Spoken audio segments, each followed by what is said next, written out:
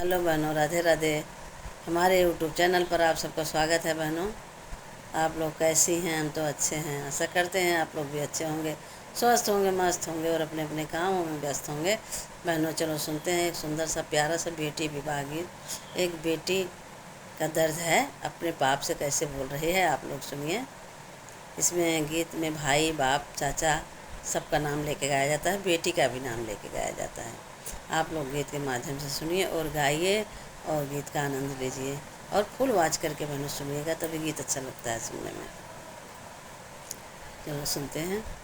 अरे अरे पापा हो कामन रामा दूरी बियाई दिया, दूरी बियाई दिया, पापा के न आई हई के न जाई हई त धोई नदिया तर धोई नदिया तर।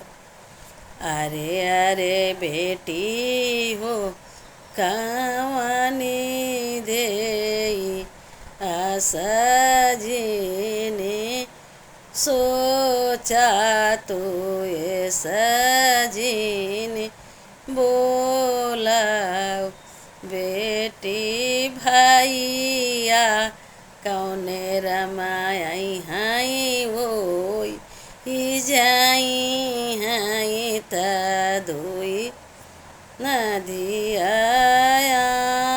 तर। बेटी भैया तोहरा रहिया देख हई त धोई नदिया तर। अरे अरे चाचा हो का वन राम दूरी बियही दी, चाचा के नाई हई के न जाई हई त दुई नदिया तर, दुई नदिया तर। अरे अरे बेटी हो कवनी देई जीने सोचे उस जीने बोले बेटी नाई भरिया जाई हई त धोई नदिया तर।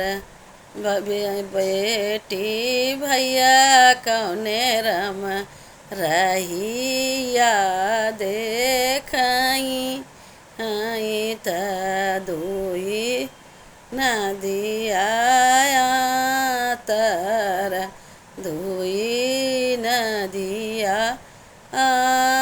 तर।